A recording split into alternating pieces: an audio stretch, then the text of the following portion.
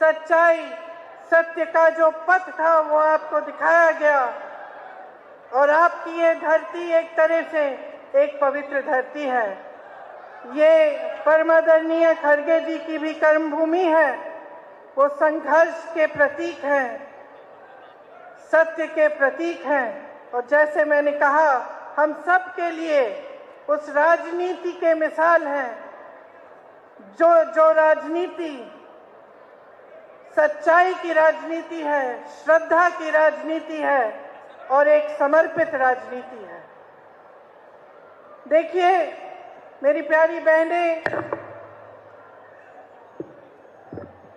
ये जो संतों की धरती है इसने आप सबको सत्य के बारे में सिखाया, एक रास्ता दिखाया। हमारा देश भी ऐसा देश है जिसके बारे में, जिसका जो आधार है वो सत्यमेव जयते है। आप सब जब अपने बच्चों की परवरिश करते हैं, सबसे पहले बच्चे को क्या सिखाते हैं? जब पहली बार माँ बच्चे को डांटती है तब यही कहकर डांटती है कि सच बोलो।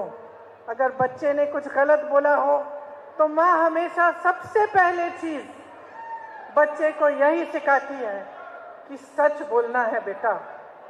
सच बात है कि नहीं? सही बात है। आपको हिंदी समझ में आ रही है? आ रही है? ट्रांसलेशन नहीं चाहिए? पक्का? तो देखिए, इस देश की नींव सत्य के आधार पर डली। महात्मा गांधी जी ने आंदोलन सत्य के आधार पर किया।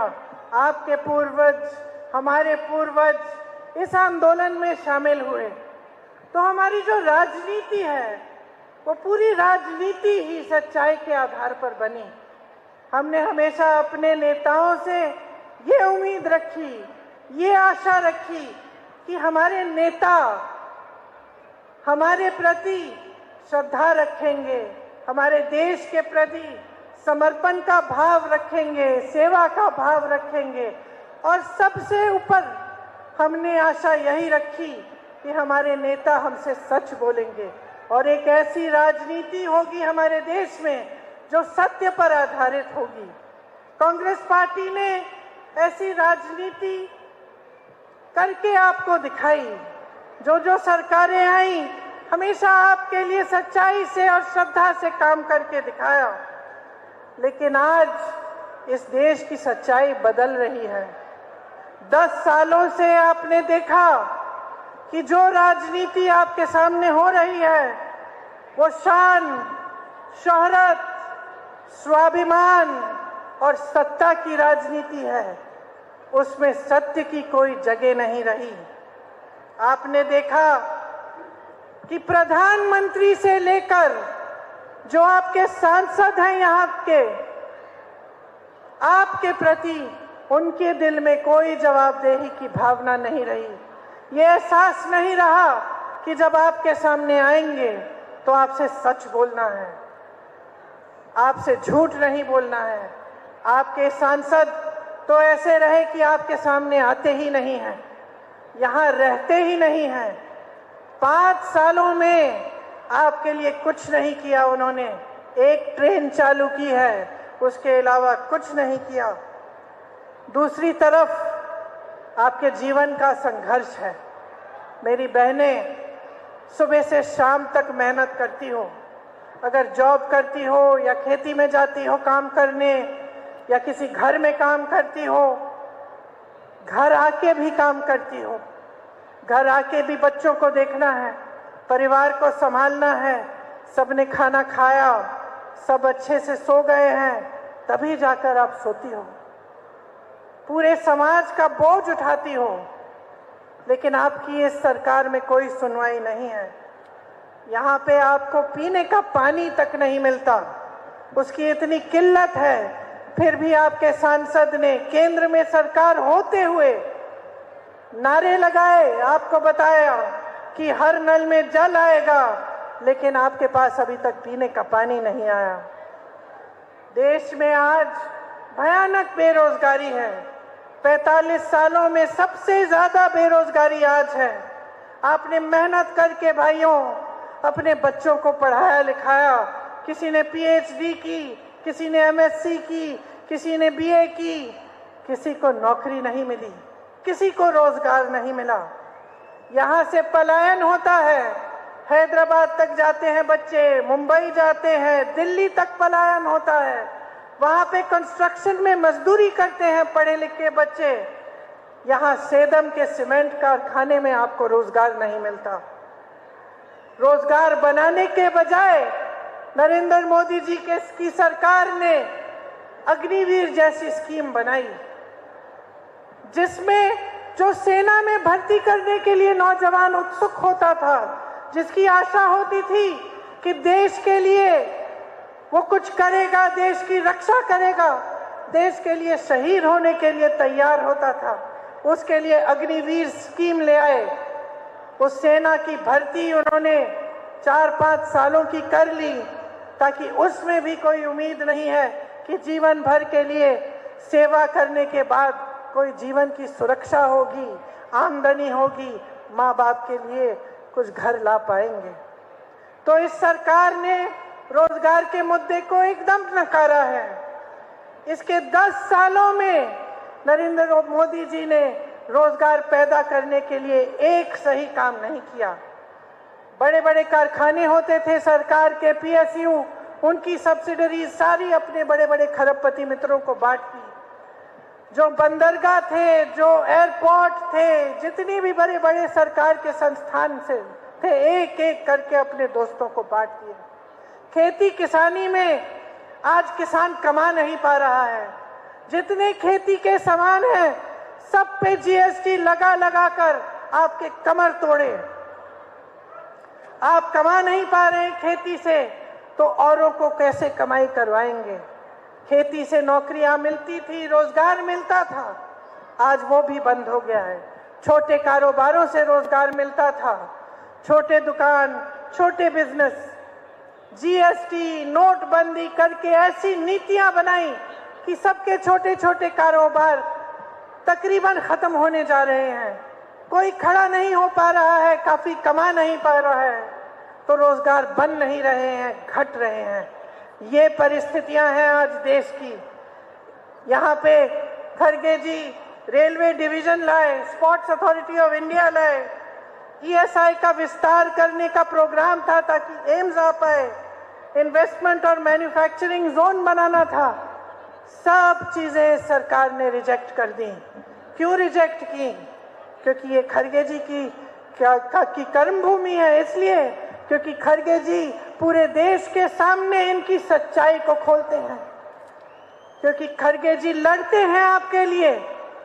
इसीलिए समझ लीजिए इस सरकार की नीयत क्या है। ये जनता की भलाई नहीं देखते, ये अपनी सत्ता देखते हैं, ये राजनीति देखते हैं, और राजनीति और सत्ता के आधार पर साफ निर्णय करते हैं। आज कांग्रेस पार्टी ऐसे ऐसी गारंटी लाई है जिसको आप देख रहे हैं अपने आंखों के सामने। कर्नाटका की सरकार ने पूरा करके आपको दिखाया। कई सारी महिलाओं को हर महीने 2000 रुपए की सरकार दे रही है, और ये काम शुरू हो गया है। आस्ते आस्ते सबको मिलेगा। इसी तरह से देश भर में हम गारंटी देते हैं कि 30 लाख सरकारी पद नरेंद्र मोदी जी की सरकार ने खाली रखे हैं। उन 30 लाख पदों को हम भरेंगे। अग्निवीर जैसी स्कीमों को हम रद्द करेंगे, बंद करेंगे।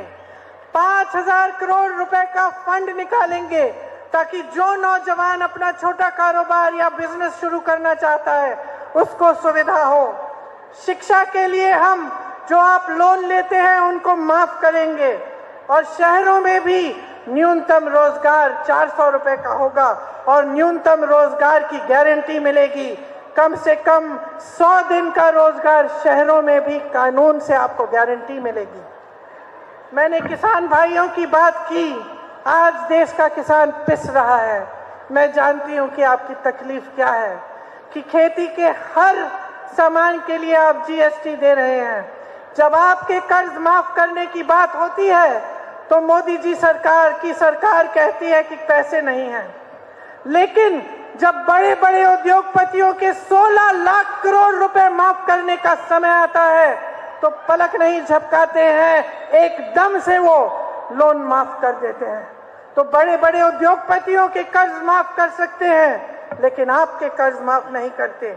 यहाँ तुअर दाल नंबर 1 पे है, लेकिन आज उसकी इंपोर्ट की ड्यूटी ये लोग बढ़ाते नहीं हैं, ताकि जो बाहर से विदेशी तुअर दाल है वो आसानी से बिकती है, और जो तुअर दाल आप यहाँ की खेती से आपकी उपज है वो बिक नहीं पाती।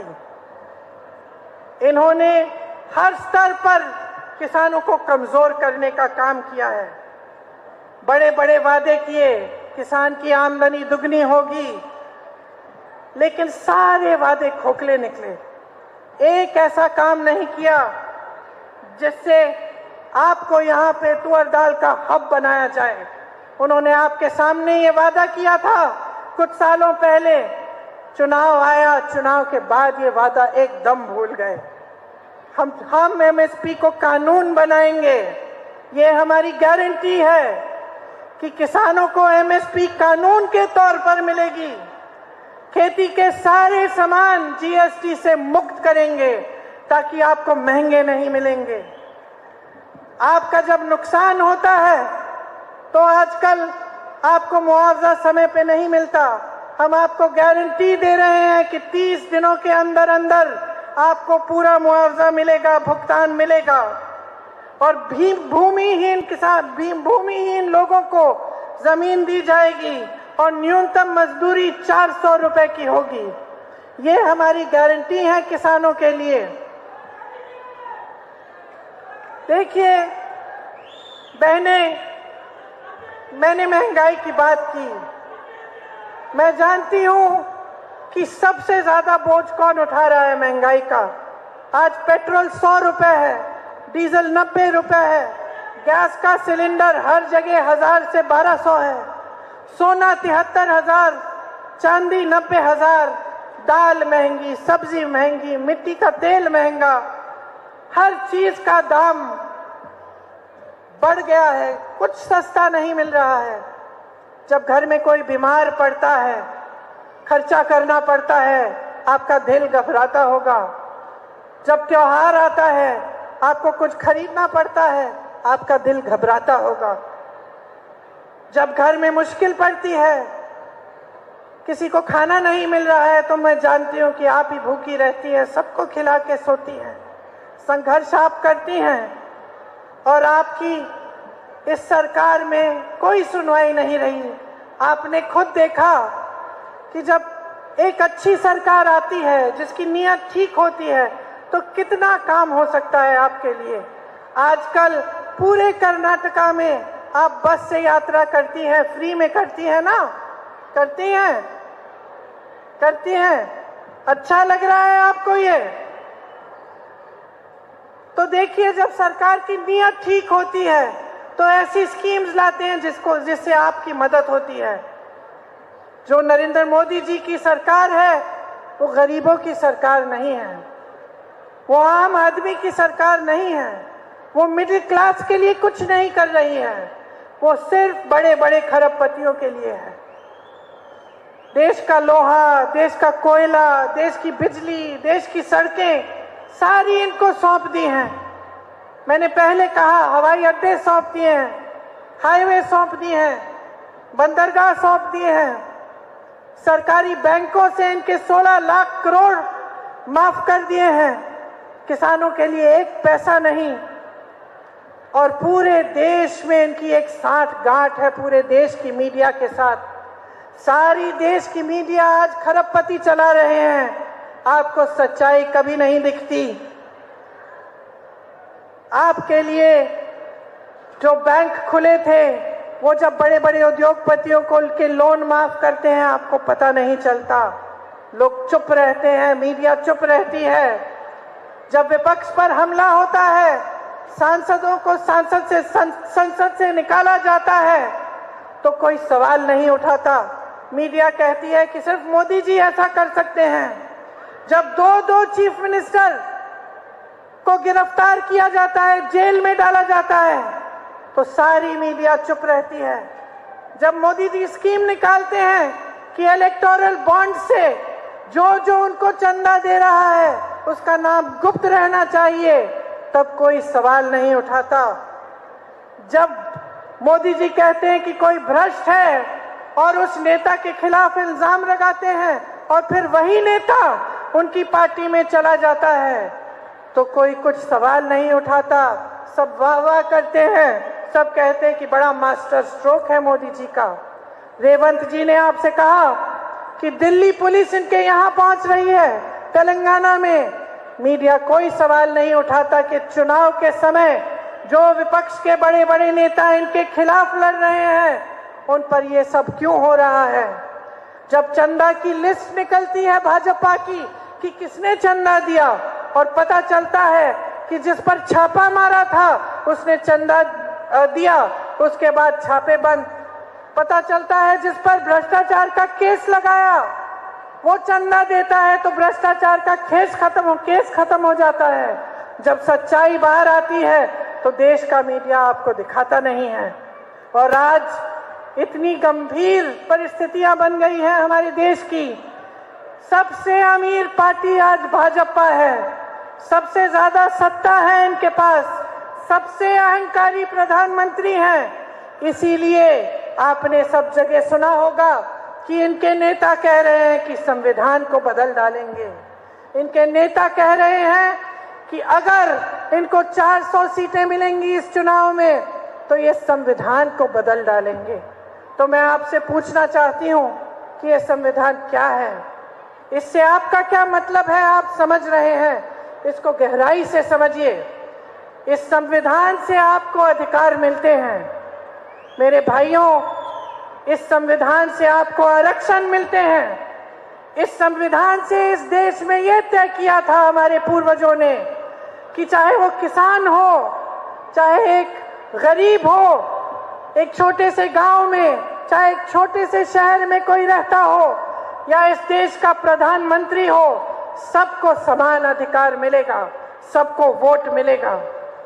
तो ये जब संविधान को बदलने की बात करते हैं तो ये लोकतंत्र को कमजोर करने की बात करते हैं।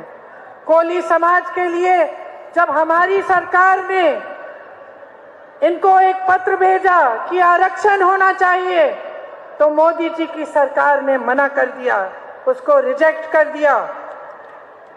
आपको समझना पड़ेगा कि ये सब बातें आपके सामने नहीं आ रही हैं। चुनाव के समय मोदी जी इस देश के प्रधानमंत्री आकर आपको सिर्फ इधर उधर की बातें बताते हैं। आजकल तो बहुत बहकी बातें करने लगे हैं। चाहते हैं कि हर चुनाव को हिंदू मुसलमान पे लड़ा जाए। 10 सालों से इनका राज रहा है, एक काम करके नहीं दिखाया, इसलिए इनकी हिम्मत नहीं है कि आपके सामने जब चुनाव के समय आए तो अपने काम की बात करें, आपको बताएं कि इन्होंने कितने रोजगार दिए, इन्होंने कितने लोगों को शिक्षा दिलवाई, कितने संस्थान खोले। आजकल मेरी बहनों की बातें करते हैं, आपके मंगलसूत्र की बातें करते हैं, आपके गहनों की बातें करते हैं। मैं इनसे पूछना चाहती हूं कि ये कहां थे जब हमारे ओलंपिक मेडलिस्ट के साथ अत्याचार हुआ? कहां थे ये लोग? जब हाथरस और उन्नाव में महिलाओं के साथ बलात्कार हुआ और उन महिलाओं को जला दिया गया, तो मोदी जी ने किसके पक्ष में बोले? क्या महिलाओं के पक्ष में बोले? क्या मोदी जी की सरकार ने उन अपराधियों की रक्षा की? मैं उनसे पूछना चाहती हूं कि आज कर्नाटका में एक बहुत बड़ी बात निकली है कि उनके साथ जो मंच पे खड़े थे, जिनके लिए मोदी जी ने वोट मांगा, उन्होंने हजारों महिलाओं के साथ दुष्कर्म किया, हजारों महिलाओं के साथ। मैं पूछना चाहती हूं मोदी जी क्या कहते हैं इसके बारे में? क्या कहते हैं हमारे प्रधानमंत्री इसके बारे में? हमारे गृह मंत्री क्या कहते हैं इसके बारे में? कुछ समय पहले 3 दिनों के लिए मैं अपनी बेटी से मिलने गई। प्रधानमंत्री जी, गृह मंत्री जी बोलने लगे कि प्रियंका गांधी विदेश में गई है। जहां मैं जाती हूं इनको पता चल जाता है, जहां विपक्ष के नेता जाते हैं इनको पता चल जाता है। लेकिन इस तरह का अपराधी, इस तरह का राक्षस इस देश को छोड़ के चले जाता है और इनको पता नहीं चलता। हम कैसे यकीन कर सकते हैं इस बात पर? सब चीज, हर जानकारी इनके पास जाती है। सब नेताओं पे ये ध्यान रखते हैं कौन कहां जा रहा है, क्या कर रहा है। और इतना बड़ा अपराध करके इनके नाक के सामने कोई देश से भाग गया और ये कुछ नहीं कह रहे हैं। देखिए बहने, इनसे जवाबदेही मांगिए, इनसे जवाबदेही मांगिए, इनसे सवाल उठाइए। इनकी हिम्मत नहीं होनी चाहिए, मोदी जी की हिम्मत नहीं होनी चाहिए कि किसी के मंगलसूत्र के बारे में बात करें जब तक ये अपराधी वापस नहीं आएगा। प्रधानमंत्री की जिम्मेदारी होती है इस देश के प्रति। हमने बहुत प्रधानमंत्री देखे हैं, इंदिरा जी को देखा है, जवाहरलाल नेहरू को देखा है, राजीव गांधी को देखा है, मनमोहन सिंह जी को देखा है, वाजपेयी जी को भी देखा है जो भाजपा के प्रधानमंत्री थे। सब इस देश के प्रति अपनी जिम्मेदारी को समझते थे। सबसे बड़ी जिम्मेदारी यह है कि सच बोले और दूसरी जिम्मेदारी यह है कि देश की सुरक्षा इनके हाथों में है। मैं इनसे पूछना चाहती हूं कि क्या किया है इन्होंने महिलाओं की सुरक्षा के लिए, क्या किया है इन्होंने आपकी सुरक्षा के लिए? हर स्तर पर आपको कमजोर किया है। सिर्फ यही रट लगा रखी है कि 70 सालों में क्या हुआ, 70 सालों में क्या हुआ। मैं इनको बताना चाहती हूं प्रधानमंत्री जी, अब ये 70 सालों की रट नहीं चलेगी। 10 सालों से आपकी सरकार है। आप बताओ, आपने कितने विश्वविद्यालय खोले? कांग्रेस ने आईआईटी खोली, आईआईएम खोली, एम्स बनाए, इसरो, डीआरडीओ, नाम लीजिए, कांग्रेस ने बनाया। नरेंद्र मोदी जी ने 10 सालों में क्या बनाया? आकर मंच पर आपको बताएं। कांग्रेस ने पूरा प्राइवेट सेक्टर, पूरा पब्लिक सेक्टर मजबूत किया जिससे आपको रोजगार मिले। ये बताएं कितने रोजगार दिए हैं, बताएं। महिला की सुरक्षा की बात करते हैं, बताएं किस महिला की सुरक्षा की है? सिर्फ जिन्होंने अत्याचार किया उनकी सुरक्षा की है। अपने काम के बारे में बात करके दिखाएं अगर हिम्मत है इनमें। हिम्मत नहीं है भाई और बहनों, वही आपको 5 किलो का राशन का बोरा पकड़ाया है और ये सोचते हैं कि ये काफी है। मैं नहीं कहती कि ये बुरी बात है, अच्छी बात है अगर गरीबों को राशन मिल रहा है। लेकिन मैं आपसे पूछना चाहती हूँ मेरी बहनें, आप जब अपने बच्चों को पढ़ाती लिखाती हैं तो आप इसलिए उनको बड़ा करती हैं कि वो 5 किलो का राशन ले लें और उनको कोई रोजगार नहीं मिले? क्या आप ये चाहती हैं? क्या ऐसे विकसित होगा हमारा देश कि जहां जहां संकट है वहां संकट बढ़ाया जा रहा है, जहां जहां गरीब है वहां गरीब होते जा रहा है, और जहां जहां इनके खरबपति मित्र हैं वो और भी अमीर होते जा रहे हैं? क्या ऐसे ही आगे बढ़ेगा ये देश? क्या ऐसे ही तरक्की होगी आपके परिवारों की, आपके शहरों की, आपके गांव की? नहीं। अगर आप जवाबदेही नहीं लाएंगे, इस सरकार से सवाल नहीं पूछेंगे, अगर आज ये प्रधानमंत्री आपके सामने आकर आपको फिर से गुमराह करके धर्म के नाम पर आपसे वोट लेंगे तो ये आपकी गलती होगी। बहनों और भाइयों, आपको जागरूक बनना है, आपको गहराई से समझना है कि आज इस देश में क्या हो रहा है। मेरी बहनें, आपकी जो गारंटी है जो कर्नाटका की सरकार दे रही है आपको, उसके अलावा हम पूरे देश भर में महिलाओं के लिए गारंटी लाए हैं कि हर महिला, जो हर परिवार में जो सबसे बड़ी महिला है उसको 1 लाख रुपए सालाना सरकार देगी। 25 लाख तक आपको स्वास्थ्य बीमा सबको मिलेगी। मतलब कि स्वास्थ्य की सारी सुविधाएं 25 लाख तक मुफ्त मिलेंगी। सरकारी नौकरियों में 50% महिलाओं को मिलेंगी। आशा, आंगनवाड़ी और जो महिलाएं मिड डे मील्स में काम करती हैं, उनके मानदेय में जो केंद्र सरकार का जो भागीदारी है उसको दुगना करेंगे हम। ये जो कर्नाटका में सरकार बनी है, शायद आपको खुद एहसास हुआ होगा कि ये आपकी सरकार बनी है, ये जनता की सरकार है, ये आपके लिए दिन रात काम कर रही है। आपको गृह लक्ष्मी योजना दी, आपको गृह ज्योति योजना दी, अन्ना भाग्य दिया, मुफ्त में बस यात्रा दी, युवा निधि दी है। और जैसे आपने अपने अपने बच्चों को सिखाया, उसी तरह से मैं आपसे कहना चाहती हूं कि जो आज की राजनीति है उसको सच्चाई के रास्ते पे लाने के लिए आपका बहुत बड़ा योगदान होगा। अब आप देख रही हैं कि जब पहले सरकार थी वो कैसी थी और जब कांग्रेस की सरकार आई है वो कैसी है। तो आप खुद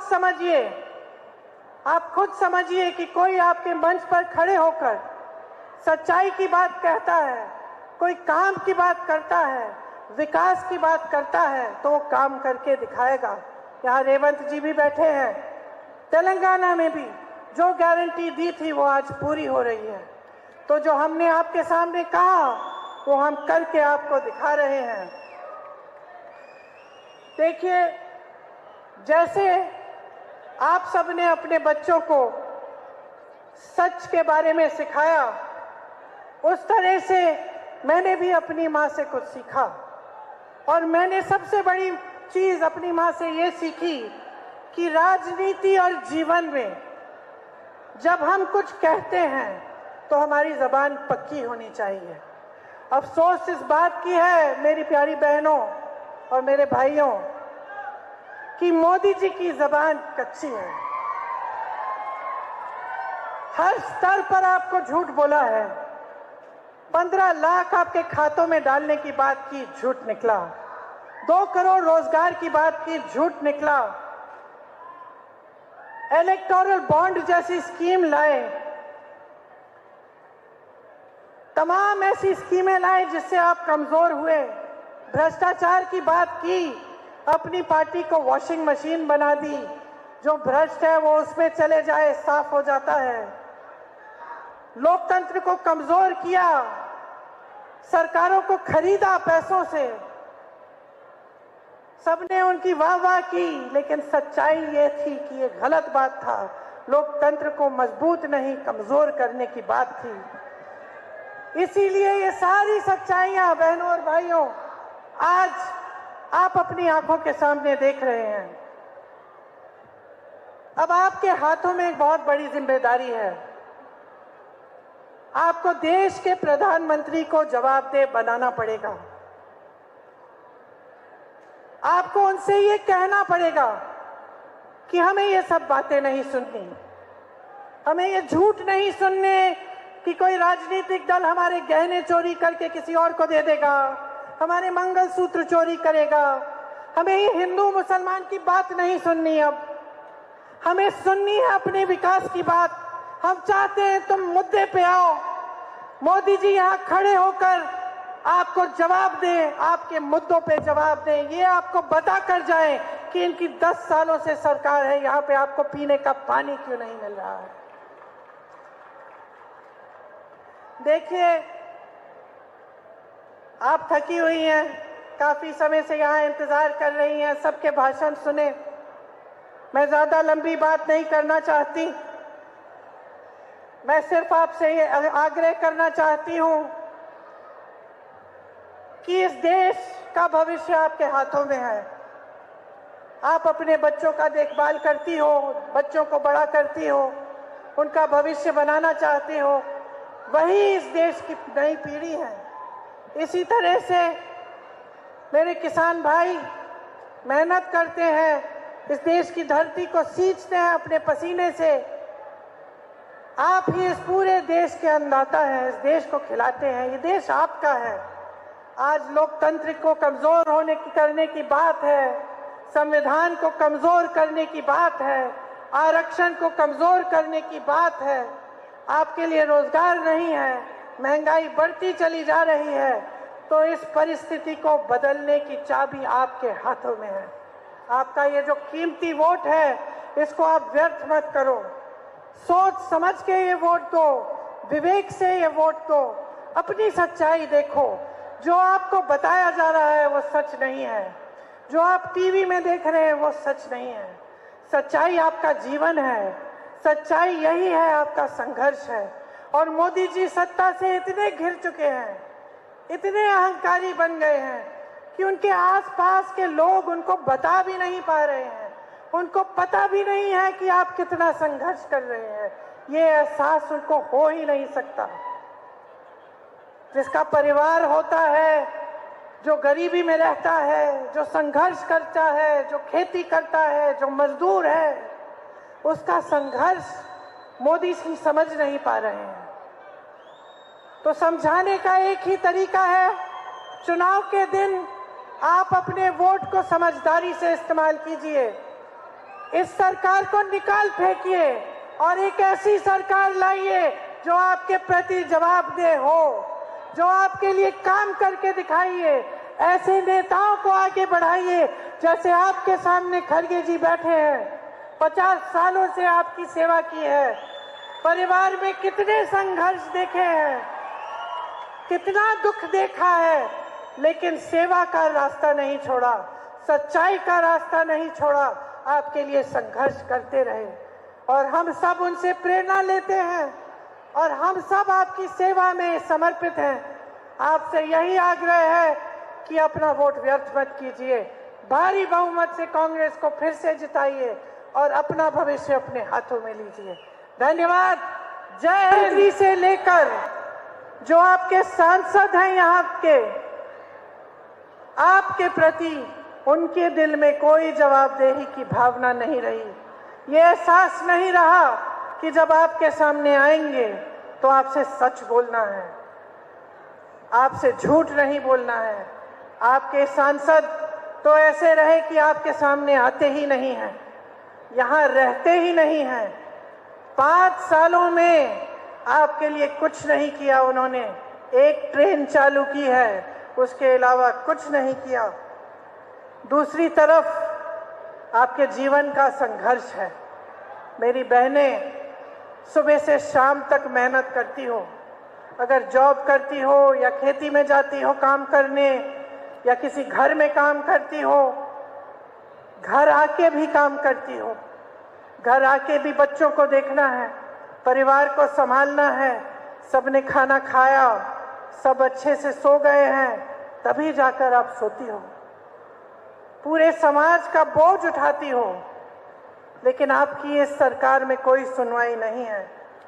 यहाँ पे आपको पीने का पानी तक नहीं मिलता, उसकी इतनी किल्लत है, फिर भी आपके सांसद ने केंद्र में सरकार होते हुए नारे लगाए, आपको बताया कि हर नल में जल आएगा, लेकिन आपके पास अभी तक पीने का पानी नहीं आया।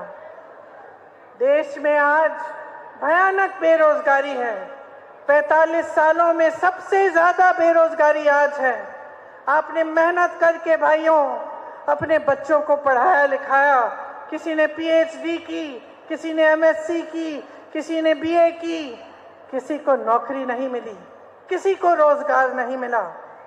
यहाँ से पलायन होता है, हैदराबाद तक जाते हैं बच्चे, मुंबई जाते हैं, दिल्ली तक पलायन होता है, वहां पे कंस्ट्रक्शन में मजदूरी करते हैं पढ़े लिखे बच्चे। यहाँ सेदम के सीमेंट कारखाने में आपको रोजगार नहीं मिलता। रोजगार बनाने के बजाय नरेंद्र मोदी जी की सरकार ने अग्निवीर जैसी स्कीम बनाई, जिसमें जो सेना में भर्ती करने के लिए नौजवान उत्सुक होता था, जिसकी आशा होती थी कि देश के लिए वो कुछ करेगा, देश की रक्षा करेगा, देश के लिए शहीद होने के लिए तैयार होता था, उसके लिए अग्निवीर स्कीम ले आए। उस सेना की भर्ती उन्होंने 4-5 सालों की कर ली, ताकि उसमें भी कोई उम्मीद नहीं है कि जीवन भर के लिए सेवा करने के बाद कोई जीवन की सुरक्षा होगी, आमदनी होगी, माँ बाप